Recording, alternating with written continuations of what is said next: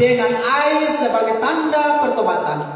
Tetapi ia yang datang kemudian daripadaku lebih berkuasa daripadaku, dan aku tidak layak melepaskan kasutnya. Ia akan apa?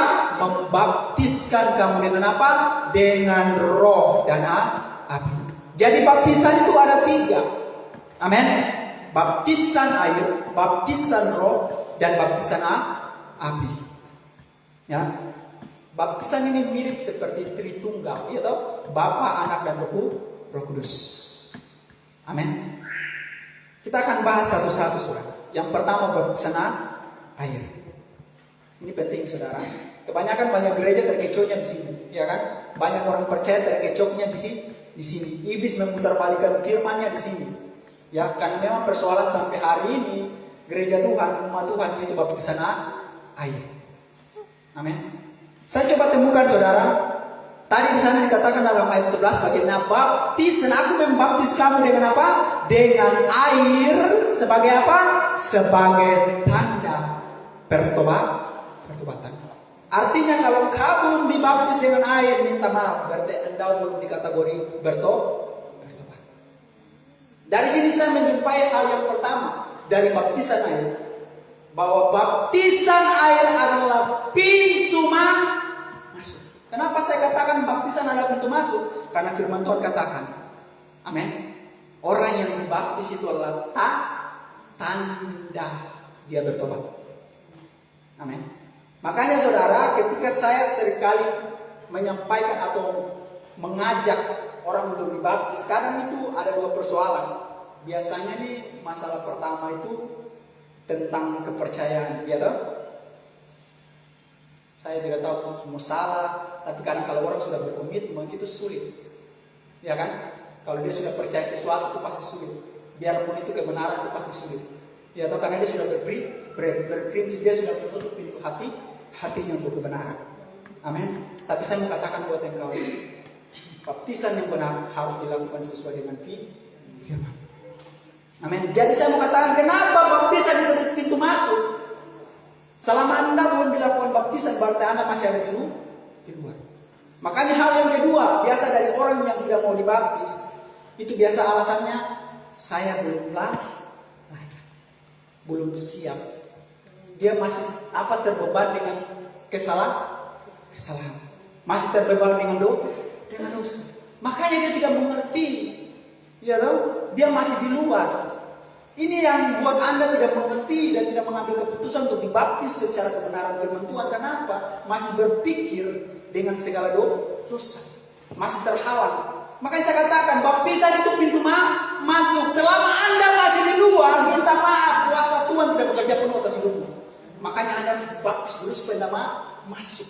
Ketika Anda masuk di situlah, Tuhan akan memampukan engkau untuk masuk dalam pertobatan yang sesungguhnya. Ya, makanya orang kalau di luar saja bayangkan, di luar itu orang bilang masih belum di dalam Tuhan, baik-baik saja. Itu persoalan baik. Saya mengatakan buat engkau, kalau kau masuk persoalan lebih besar.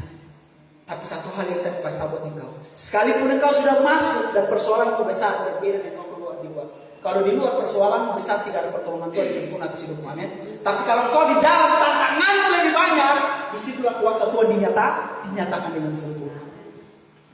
Amin. Makanya baptisan itu ada tantangan. Ya Tuhan, bukan tidak ada tantangan. Lebih mengerikan tantangannya, saudara, ketika kau masuk dalam baptisan yang sebenarnya. Amin. Tantangannya bukan main-main, itu dirasakan buat orang percaya. Amin. Jadi saya katakan baptisan adalah pintu masuk. Amin. Artinya kalau kau dibaptis, berarti kau masuk sepenuhnya dalam apa? Dalam rencana Tuhan, dalam karya Tuhan, dalam tanggung jawabnya Tuhan. Amin. Makanya firman Tuhan katakan baptisan tanda pertobatan.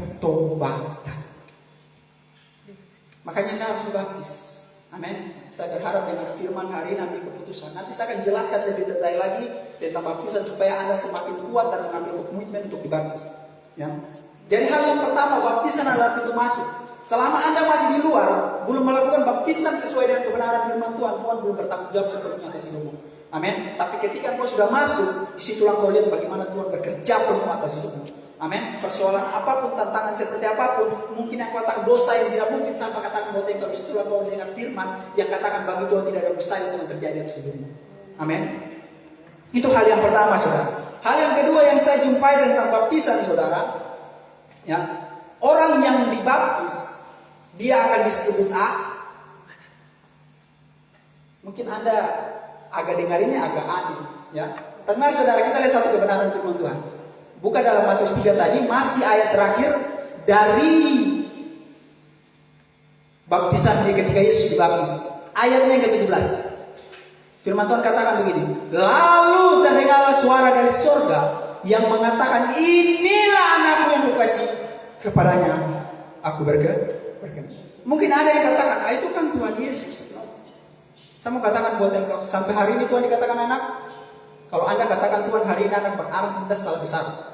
Kenapa? Dia sekarang bukan anak, tapi dia tuh Tuhan. Amin. Dia sekarang jadi Tuhan dan bertata di surga saat ini. Amin. Baru arti anak bagi Tuhan itu apa? Ini yang jadi masalah. Ya kan? Banyak orang tidak mengerti arti anak bagi Tuhan. Amin. Arti anak bagi Tuhan artinya apa, saudara? Yang datangnya dari surga, itu arti anak. Yesus disebut anak karena apa? Dia datang dari surga. Makanya kalau kita dibaptis, kita diakui sebagai anak, artinya kita datang dari surga atau milik surga. Amin. Dan Anda jangan main-main. Jujur saja, kita harus diakui anak supaya kita menjadi ahli waris. Tanpa kita diakui anak, kita tidak akan menjadi ahli waris. Makanya baptisan itu dilakukan supaya kita diakui sebagai anak. Tidak bisa Bapak, itu kan memang untuk Tuhan. Oke, kita lihat kebenaran firman Tuhan. Buka dalam Yohanes. Yohanes 3. Yohanes 3 ini percakapan Tuhan Yesus dengan Nikodemus. Yohanes 3 di sana dikatakan begini, saudara. Percakapan dengan Nikodemus. Perhatikan, saya akan bacakan ayat 1. Yohanes 3. Adalah seorang Farisi yang bernama Nikodemus, seorang pemimpin agama Yahudi. Ayat 2. Ia datang pada waktu malam kepada Yesus dan berkata, Rabi, dengar baik, kami tahu bahwa engkau datang sebagai yang diutus Allah, sebab tidak ada seorang pun yang dapat mengadakan tanda-tanda yang engkau adakan itu, jika Allah tidak menyertai. Ayat 3. Yesus menjawab katanya, aku berkata sesungguhnya, jika seorang tidak dilahirkan kembali, ia tidak dapat melihat kerajaan Allah. Sampai sisa dulu, saudara. Amin. Jadi Nikodemus datang ini dengan tujuan dia memuji Tuhan. Ya tahu? Oh, sungguh engkau datang dari surga, ada pujian. Tapi ada hal yang menarik. Tuhan langsung masuk pada to the point-nya. Dia sekat Nikodemus pada saat itu. Ya, Tuhan tidak butuh pujian. Ya kan? Tuhan hanya butuh penghidup dalam kebenaran. Siapakah Nikodemus? Firman Tuhan katakan dalam ayatnya yang ke-10. Jawab Yesus, engkaulah apa? Jawab Yesus, engkau adalah apa? Pengajar Israel. Nikodemus ini pengajar Israel. Bayangkan pengajar berarti orang pintar. Amin. Kita baca ayat selanjutnya dari Yohanes 3 tadi ayat 4. Kata Nikodemus padanya, bagaimana mungkin seorang dilahirkan kalau ia sudah tua? Dapatkah ia masuk ke dalam rahim ibunya dan dilahirkan lagi? Bayangkan orang pintar bisa bertanya seperti ini. Ya, dia tidak mengerti. Makanya saya katakan kepintaran dunia itu akan kelihatan bodoh di hadapan Tuhan. Amin. Ayat 5. Jawab Yesus, aku berkata kepadamu, sesungguhnya jika seorang apa?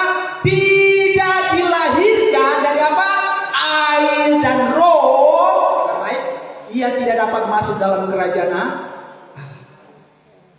Amin. Kita mendapatkan status anak, ya, itu datangnya dari engkau lahir dari air dan roh. Lahir dari air dan roh itu apa? Lahir dari baptis. Amin. Di sana kau dibaptis, disitulah kau diakui sebagai anak. Ini masih belum sempurna. Amin. Mari kita lihat Yohanes 1. Yohanes 1 ayatnya yang ke-12.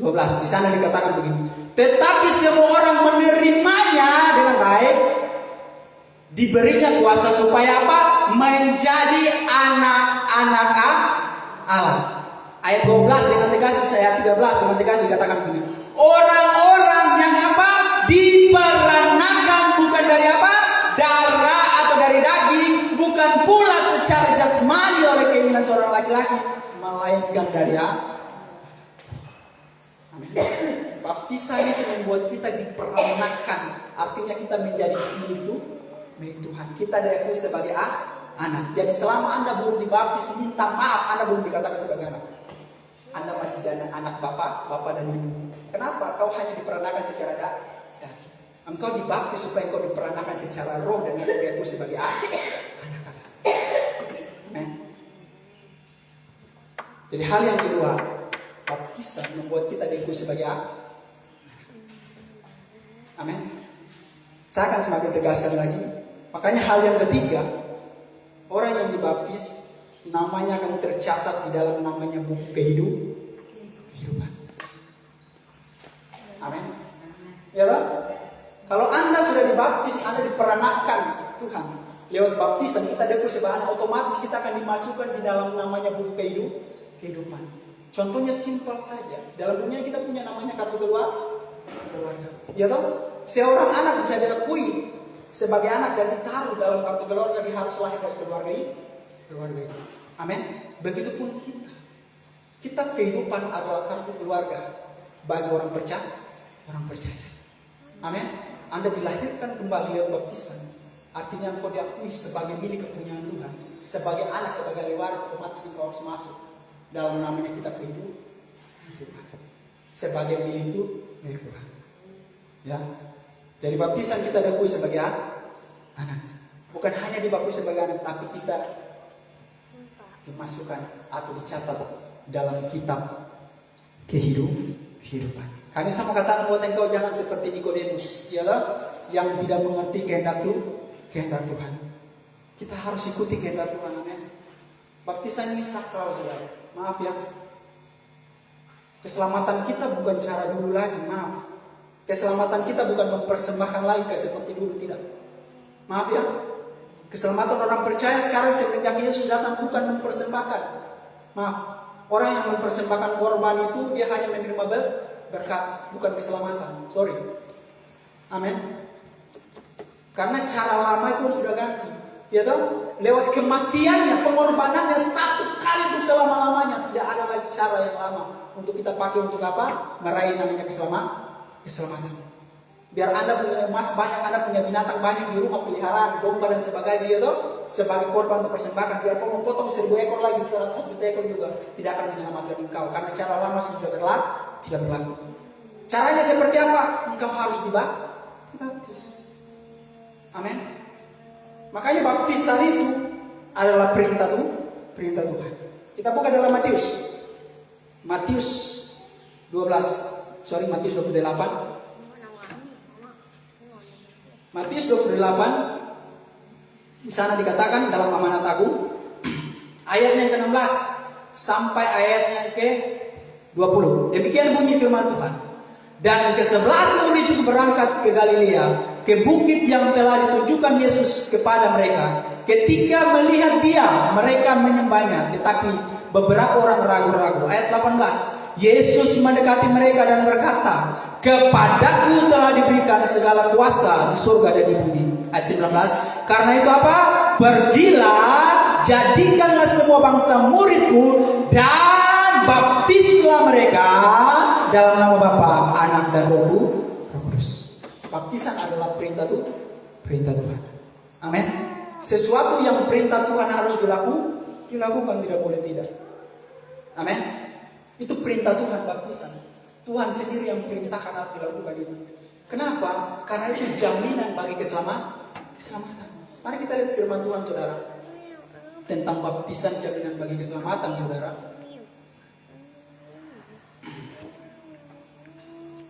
Saudara bisa lihat dalam Lukas atau Markus, saudara.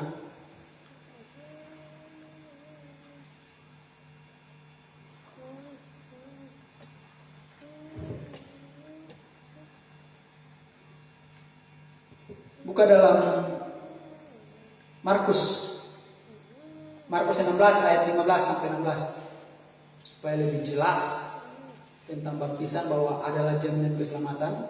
Lukas 16 ayat 15 sampai ayat yang ke-16. Markus 16, maaf ya, Markus 16. Markus 16 sana dikatakan dalam ayatnya 15 sampai 16, dengar baik-baik saudara. Lalu ia berkata kepada mereka, pergilah ke seluruh dunia, beritakanlah Injil kepada segala makhluk. Ayat 16, siapa yang percaya dan dibaptis akan apa? Diselamatkan. Tetapi siapa yang tidak percaya akan dihukum. Amin. Baptisan adalah jaminan bagi keselamatan. Amin. Itu syarat bagi keselamatan. Makanya saya mau gambarkan baptisan itu sebagai orang yang melamar kerja. Yang saya kasih contoh paling simpel aja. Baptisan seperti orang mau melamar kerja pada satu perusahaan, satu pekerjaan, ya toh?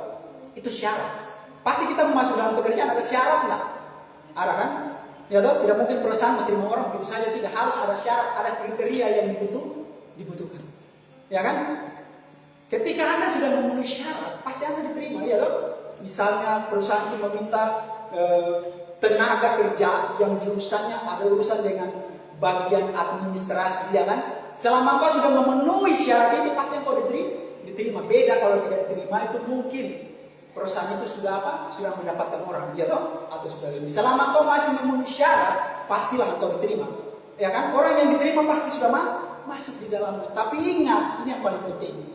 Ketika orang sudah diterima, bukan berarti kau masuk di dalamnya, kau serta-merta, tidak. Perusahaan punya aturan, ya kan? Ini yang paling penting. Makanya saya mengatakan bagi engkau sudah dibaptis, dengar baik. Jangan engkau merasa bahwa engkau sudah lebih baik, sorry. Karena tuntutan bagi orang yang sudah dibaptis yaitu pertobatan. Ketika kita masuk dalam perusahaan, sudah diterima, engkau sudah memenuhi syarat yang engkau diterima. Ya loh, otomatis kau harus mengikuti aturan yang ada di dalam. Perusahaan punya aturan. Surga pun seperti itu, amin. Ketika kau sudah masuk dalam baptisan, kau sudah diakui sebagai anak, ada aturan. Sekalipun kita anak, orang tua punya aturan harus ikuti. Amin. Artinya begini saudara, ya, harus ikuti aturan. Pastikan pertobatanmu itu sesuai dengan kebenaran.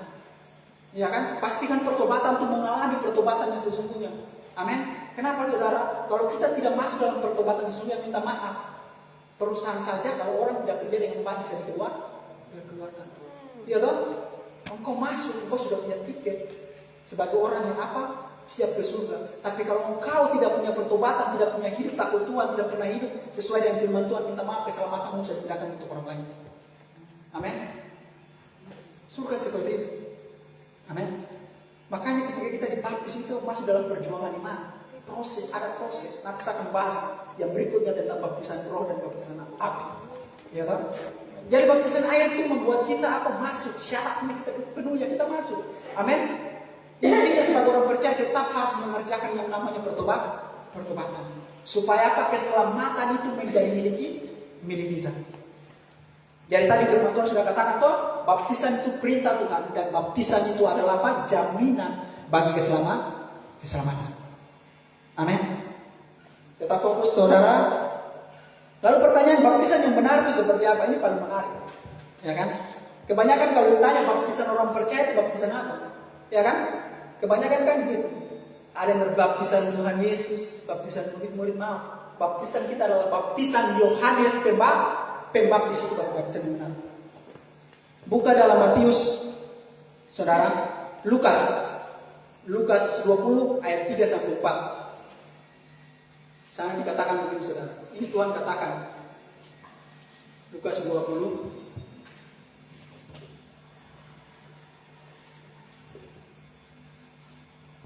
ayatnya 3 sampai 4, demikian bunyi firman Tuhan. Sana dikatakan baptisan Yohanes. Ini Tuhan bertanya ketika orang Yahudi mencobai Tuhan, Tuhan bertanya kepada mereka. Mereka mempertanyakan tentang kuasa Tuhan.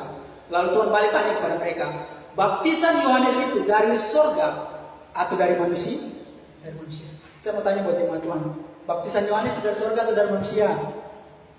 Halo? Jemaat Tuhan, baptisan Yohanes itu dari surga atau dari manusia? Hah? Dari surga. Buktinya di mana? Kembali Matius 3 tadi kan? Ada sana kalimat katakan demikianlah kita apa? Menggenapi seluruh apa yang dikatakan Tuhan. Itu ketika Yohanes membaptis Yesus. Artinya baptisan Yohanes itu datangnya dari surga. Karena sebelum Yohanes muncul tidak ada yang namanya baptisan. Minta maaf ya, tidak ada baptisan. Baptisan itu baru diperkenalkan ketika Yohanes berbaptis muncul. Amin. Jadi saudara, saya mau sampaikan, tidak ada baptisan yang dilakukan buat anak-anak. Ya, ingat baik. Tidak ada baptisan dilakukan buat anak kecil. Apa yang dilakukan buat anak-anak? Mari kita buka dalam Lukas 2 supaya Anda tahu kebenaran Tuhan. Ya, yang dilakukan buat anak kecil itu bukan dalam Lukas 2 supaya Anda paham apa yang dilakukan. Lukas 2 ayat 21, misalnya dikatakan begini, ini Yesus, ya. Dan ketika genap 8 hari dan ia harus apa? Disunat. Ia diberi nama Yesus yang disebut oleh malaikat sebelum ia dikandung ibunya. Ayat 22, dan ketika waktu pentahiran menurut hukum Taurat Musa, mereka membawa dia ke Yerusalem untuk apa? Menyerahkannya kepada Tuhan. Jadi tidak ada baptisan bagi anak kecil, yang ada hanya sunat pada saat itu dengan penyerahan anak. Penyerahan anak itu dalam hukum Taurat itu dilakukan 30 hari. 8 hari anak lahir dibawa ke rumah Tuhan untuk disunat sesuai dengan aturan hukum Tuhan, hukum Taurat, ya toh? 30 hari dibawa lagi ke rumah Tuhan untuk diserahkan. Jadi minta maaf ya, tidak ada baptisan bagi anak-anak. Amin. Apakah anak-anak harus dibawa untuk disunat? Kita bukan lagi hidup dalam hukum Taurat. Minta maaf ya. Yesus lakukan hukum Taurat. Kenapa? Karena firman Tuhan katakan dia datang untuk menggenapi seluruh isi hukum Taurat. Kalau dia tidak lakukan sunat, tidak lakukan penyerahan, makanya pengorbanannya tidak sempurna. Dia harus lakukan semuanya itu karena dia mau menggenapi. Amin. Apakah harus dilakukan? Kalau penyerahan anak, oke, bisa. Amin. Karena itu kan dibawa untuk didoakan, ya kan? Tapi kalau sunat tidak. Sunat kita bukan lagi sunat lahiriah, tapi sunat hati, ya kan? Sunat lahiriah seperti yang saudara-saudara kita lakukan sana, ya toh? Itu sunat. Tapi bukan lagi. Kita sekarang sunat hati. Karena percuma saja kalau kita sunat lahiriah, tapi perilaku kita, hati kita busuk, percuma, ya kan? Makanya Rasul Paulus katakan tidak ada guna sunat lahiriah, yang dituntut sunat hati. Kenapa? Karena yang Tuhan cari hati, bukan yang lain. Amin. Mari saudara, kita akan lanjut saudara. Kita masuk dalam bagian yang kedua, yaitu baptisan roh. Ini paling menarik. Sebelumnya saya harus sampaikan buat jemaat Tuhan, ya, dengar baik. Tidak ada baptisan Roh Kudus dan baptisan api tanpa baptisan air yang benar. Saya harus sampaikan ini. Tidak mungkin baptisan roh dan baptisan api terjadi dalam orang percaya tanpa adanya baptisan air yang benar. Silakan Anda cek saya. Maaf ya. You cek sudah sama gereja-gereja. Maaf ya. Gereja-gereja yang tidak melakukan baptisan air secara benar. Anda cek sudah. Mereka berbahasa roh di sana? Maaf, tidak ada. Mereka berkarunia di sana? Tidak. Kenapa? Karena baptisannya tidak sesuai dengan firman Tuhan. Semenjak sesuatu yang salah tidak mungkin mengerjakan sesuatu yang benar. Amin. Kalau sesuatu yang salah tidak mungkin mengerjakan sesuatu yang benar. Tapi kalau selama sesuatu itu mengerjakan yang benar, pasti akan mengerjakan hal yang benar. Amin. Makanya jangan heran kalau di Pantai Costa GPD mereka berbahasa roh dan berkarunia karena baptisannya sesuai dengan Alkitab. Anda bisa cek sendiri, ya kan? Saya bicara begini karena saya juga punya latar belakang di sana. Maaf ya, saya dari orang tua saya, kami juga punya latar belakang Protestan dan tidak. Amin. Tuhan tarik kami bawa kepada kebenaran supaya kita mengerti kebenaran. Amin. Anda tahu kan? Jadi saya mengatakan tanpa baptisan air yang benar tidak ada yang namanya baptisan Roh Kudus dan baptisan api. Apa itu baptisan Roh Kudus, saudara? Baptisan Roh Kudus itu berbicara tentang apa? Baptisan Roh Kudus ini berbicara tentang Anda mengalami kepenuhan dan mengalami atau menerima yang namanya karunia. Kalau Anda menemukan, silakan cari dalam Korintus tentang karunia-karunia roh. Kalau Anda mau bicara tentang kepenuhan berbahasa roh, silakan temukan dalam Kisah bagaimana murid-murid mereka mengalami berbahasa roh. Amin. Memang sih kami belum praktekkan itu, makanya berapa jemaat yang sudah dibaptis belum mengalami. Ternyata syaratnya gampang. Bukan gampang sih, tapi syaratnya belum terpenuhi. Ya toh? Sebenarnya orang yang mau mengalami bahasa roh itu harus ada 10 hari, kata firman Tuhan. Ya toh? Semenjak Yesus terangkat 10 hari murid-murid menantikan roh yang dijanjikan Tuhan. Di sana mereka bikin apa? Mereka bertekun dalam doa dan dalam pujian dan doa.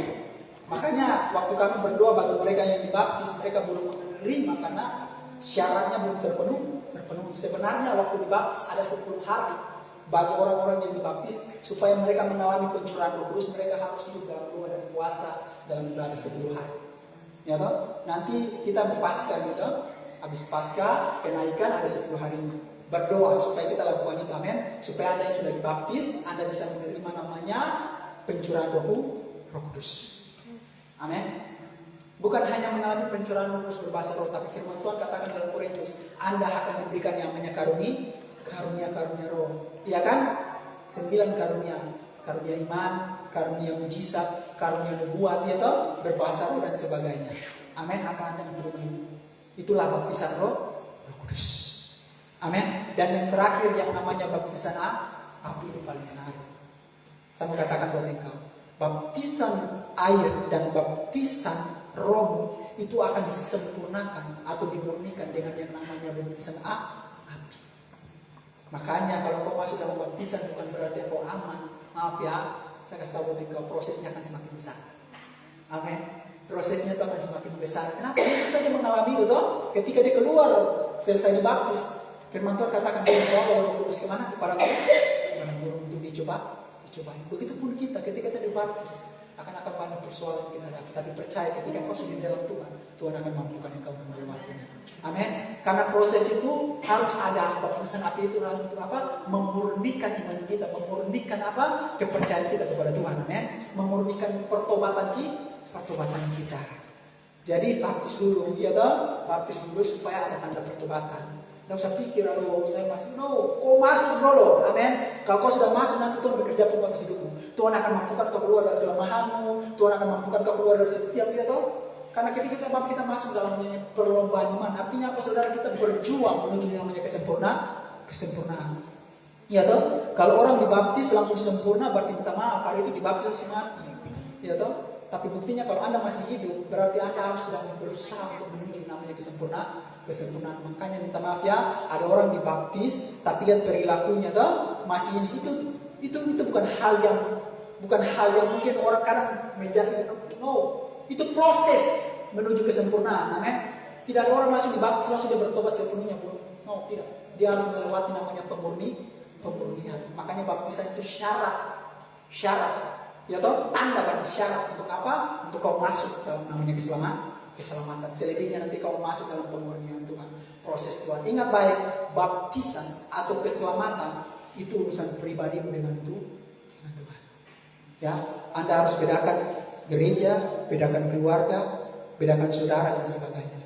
Amin. Jangan ikut kata saudara, jangan ikut kata gereja, jangan ikut kata manusia, tapi ikutlah kata firman Tuhan. Karena keselamatanmu adalah urusan pribadi. Amin. Dan keselamatan baptisan yang dilakukan buat orang dewasa. Bukan orang dewasa, tapi pelaku dosa. Ya toh? Makanya Yohanes baptis mereka, firman Tuhan katakan di sana apa? Pada saat mereka datang kepada Yohanes, mereka mengaku dosa mereka dan memberi mereka dibaptis. Ya toh? Artinya baptisan yang berlaku bagi mereka pelaku dosa. Kalau tahu itu belum tentu dia berbuat, ya toh? Justru yang pelaku itu yang berbuat dosa itu yang harus dibaptis. Amin. Jadi baptisan tidak berlaku buat anak-anak karena mereka belum tahu yang namanya dosa. Berlaku hanya bagi orang yang sudah lakukan dosa, orang yang dewasa. Sedikit firman Tuhan untuk meneguhkan firman Tuhan saya rindu kesaksian dari Elizabeth tentang baptisan. Ya, ini mungkin tidak pernah dibukakan. Dia pernah sampaikan buat saya. Saya rindu Elizabeth untuk bagikan sedikit tentang baptisan. Mari, harus firman itu harus diteguhkan supaya Anda bisa ambil keputusan untuk dibaptis. Mari, tidak usah malu. Depan Tuhan tidak boleh malu. Berdiri. Ini pengalaman. Ya.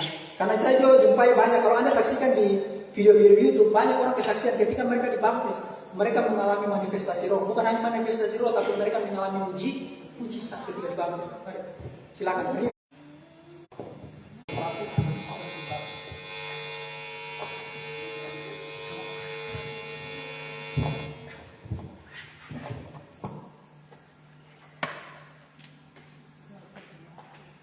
Langsung aja.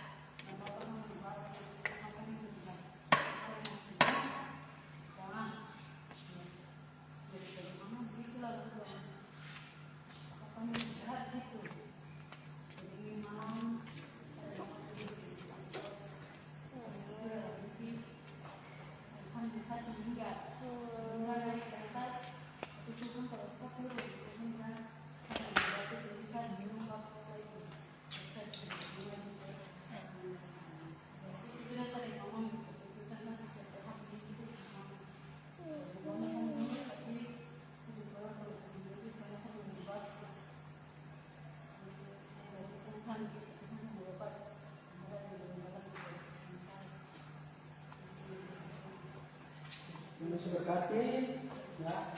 Ini saya baru saksikan kemarin dia cerita sama saya waktu saya khotbah tentang apa sih yang disinggung waktu baptisan hari Rabu. Dia saksikan sama saya, dia bilang betul. Kalau kau tidak dibaptis, minta maaf, kau belum bisa masuk ke surga.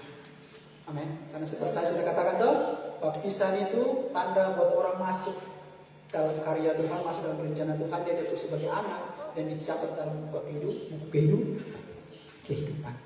Makanya firman Tuhan katakan yang terakhir, ingat, Roma katakan begini, kau dibaptis itu, kau dibaptis dalam kematian Tuhan dan dibangkitkan dalam kebangkitan Kristus. Makanya kemarin saya baptis terakhir itu kalimat yang saya pakai buat terakhir saya baptis saudara itu, saya baptis, saya sebut namanya, terus saya katakan di hadapan Bapa, Anak dan Roh Kudus, aku membaptis engkau dengan air sebagai tanda pertobatan.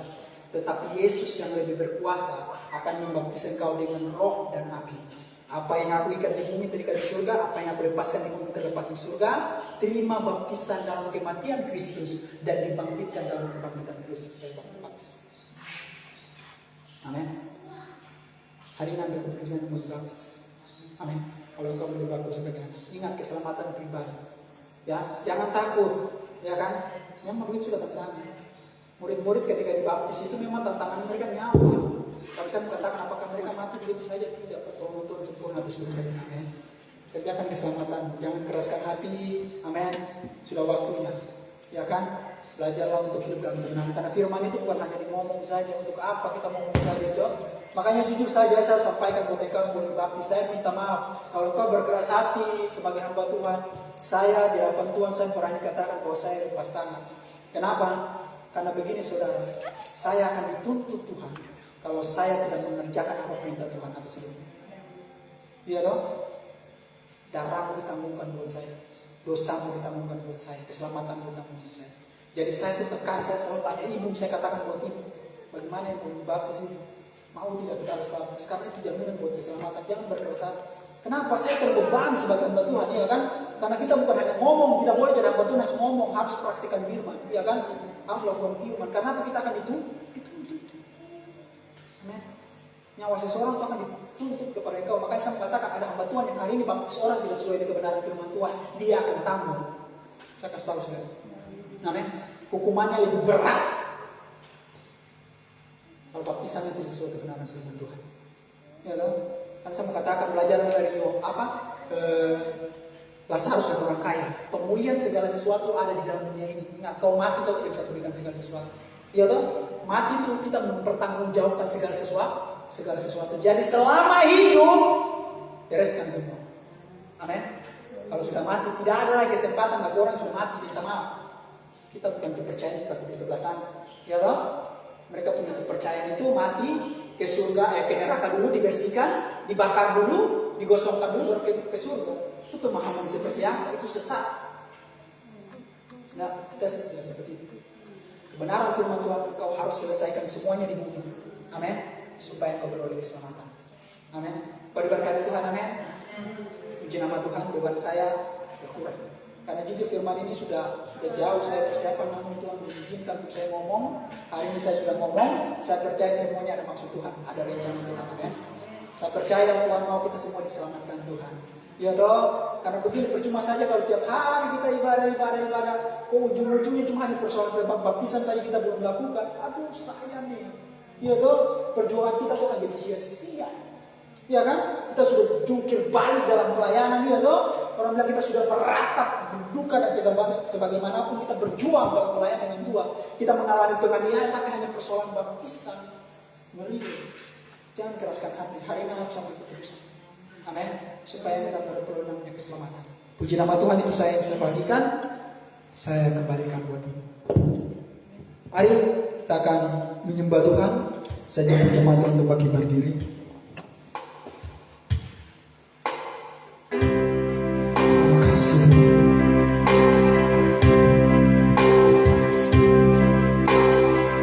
Terima kasih.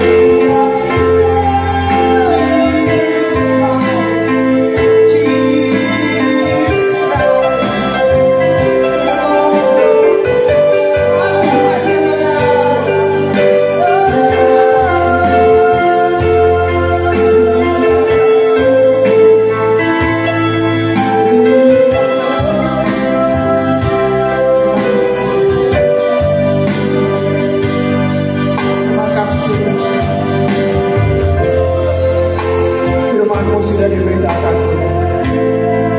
Bagian hamba-Mu hanya menyampaikan kebenaran. Bagian hamba-Mu hanya memberitakan kebenaran. Bagian-Mu Kau kerjakan hati jemaat-Mu. Bagian-Mu Kau kerjakan dalam hati umat-Mu. Bagian-Mu Kau nyatakan dalam hidup umat-Mu. Biarlah firman-Mu menjadi hidup. Biarlah firman-Mu berkuasa atas hidup mereka.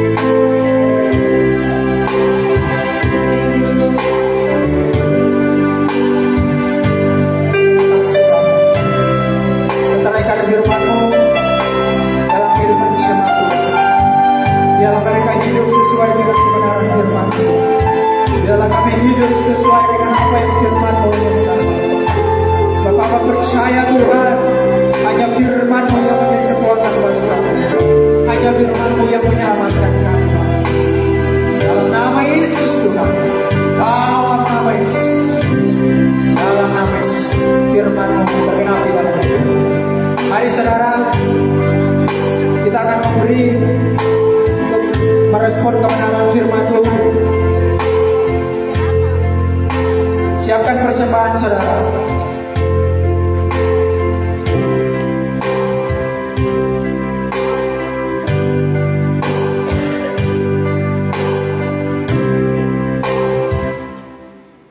Siapkan persembahan saudara.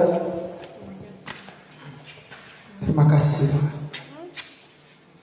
Berikan yang terbaik buat Tuhan. Apa yang kau genggam kau imani. Jangan hanya asal kau pegang, tapi kau imani apa yang kau pegang. Bukan tergantung jumlahnya, tapi imanmu itu akan mengerjakan perkara luar biasa dan pemberian. Angkat tinggi-tinggi di tangan kanan saudara. Sekali lagi saya pastikan Anda harus imani apa yang kau beri, supaya mujizat Tuhan terjadi lewat berkat-berkat Tuhan tercurah dalam hidup. Terima kasih Bapa yang baik. Kami mau katakan kau sungguh baik Tuhan.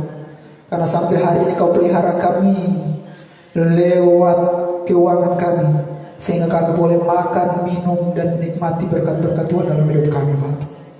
Sekalipun terkadang ada sedikit kesulitan yang kami hadapi, tapi satu hal yang kami pastikan, bahwa pertolongan Tuhan selalu tepat dan sempurna dalam hidup kami Bapak. Terima kasih Tuhan. Apa yang kami genggam hari ini Tuhan, bukan persoalan jumlahnya Tuhan, tapi hati kami, iman kami. Kami percaya apa yang kami tabur itu yang kami Tuhan. Kami percaya bukan 30, 60, tetapi 100 kali lipat yang Tuhan limpahkan dalam kehidupan kami Bapa. Tuhan memberkati perbenaran kami. Tuhan melalukan dari setiap penghambat-penghalang berkat dalam bentuk apapun Tuhan. Percaya Tuhan, perbenaran jemaat Tuhan melimpah penuh sesuai dengan janji firman-Mu Bapa. Karena kami memberi dengan iman, kami memberi dengan sukacita. Dalam nama Yesus kami sambut, kami siap untuk memberi. Haleluya. Amin.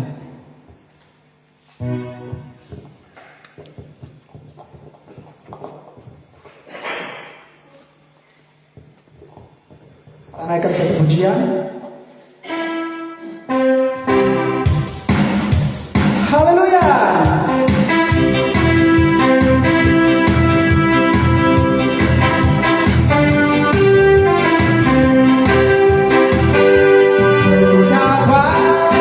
Dari gereja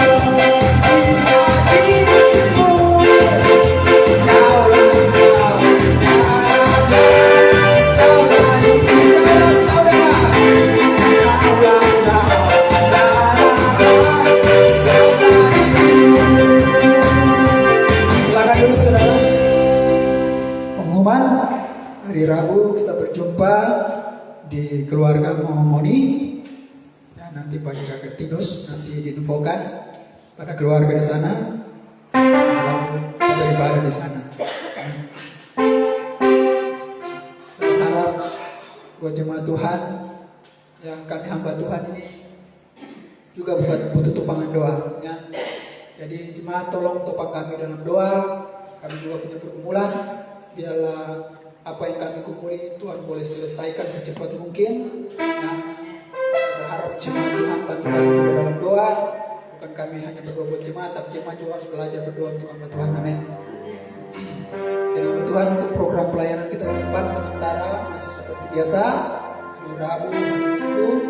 Ya. Hal yang masih membatasi kita dalam pelayanan ini sehingga kita belum begitu maksimal dalam pelayanan langkah, tapi kita percaya waktu Tuhan pasti yang terbaik. Amin.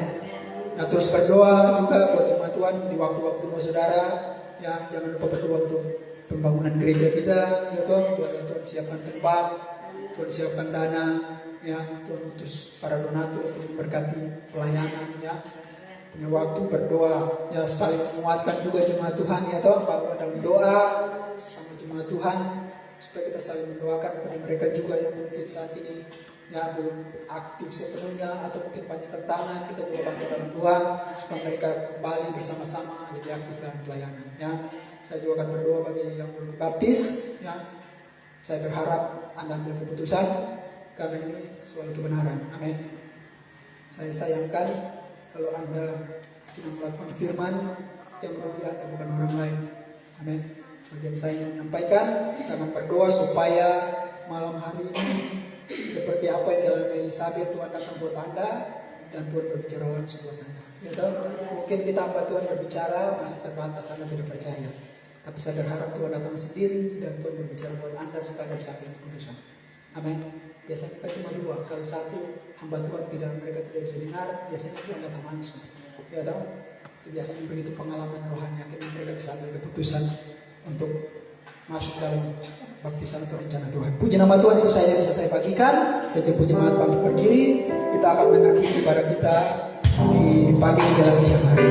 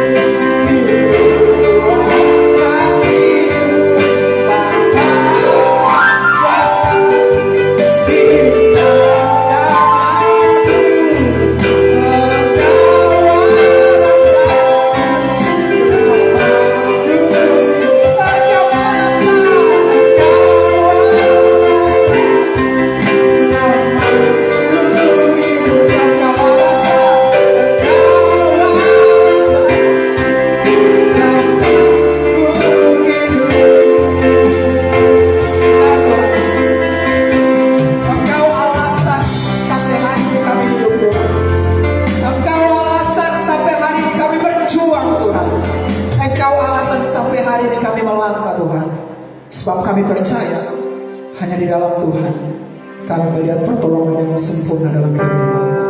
Terima kasih Tuhan. Hamba tahu dan hamba yakin Kau tahu apa yang kami hadapi dalam dunia ini Tuhan.